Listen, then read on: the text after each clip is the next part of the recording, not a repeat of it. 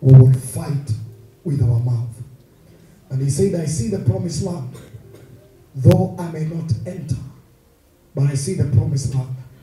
And one day, America will be ruled by a black president. Later they killed him, but they never killed the prophecy. And we had Obama in the history of America. You guys don't understand about racism. There was a school for the white and a school for the black. It was severe. And the blacks, and even they changed theology biblically. And they went to the scripture that says Ham was the seed of Abraham, but he was cast and he was meant to be a slave.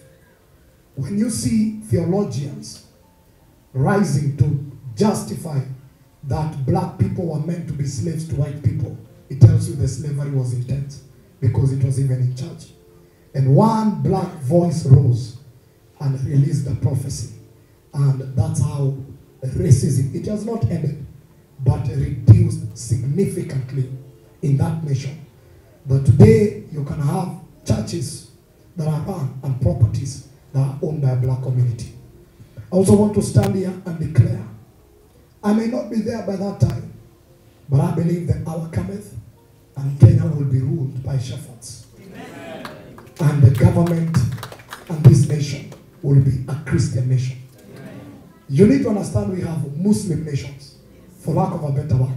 You can't open a church in Qatar. Turkey, 95% Muslim. It was Christian. That's why Paul wrote the book of Ephesians. That's Turkey. It was later hijacked and apostasy entered. And today is a Muslim nation. We want to declare also Kenya. We will reach a place where you either tithe or tax.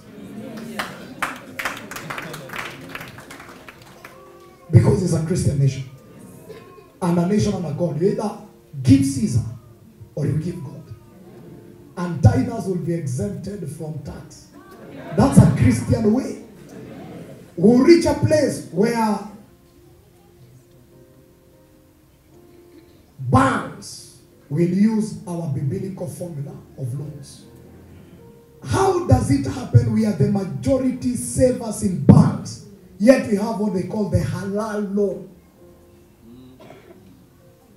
Banks have changed policy to invite Muslims. Let me explain this very well so that you understand. And I'm not here to fight Islam, by the way. Don't get me wrong. Are we together?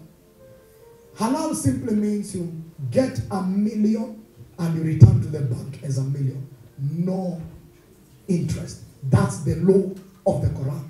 And that law is somewhere in Leviticus. So if a believer takes 10 million from a bank today, they pay 14%.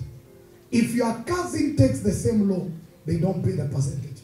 So how will you grow economically when a person is accessing and not paying any interest? Yet we are the believers, but the quiet.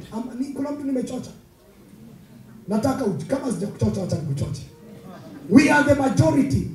We go and line up on a bank and tell them, will you implement this? No, we are opening our bank called the Kingdom Bank. And we shall do business according to the scripture. That's what it means. So they say many Kenyans have Christian names, but majority are not Christians. May God help us. It's only the name.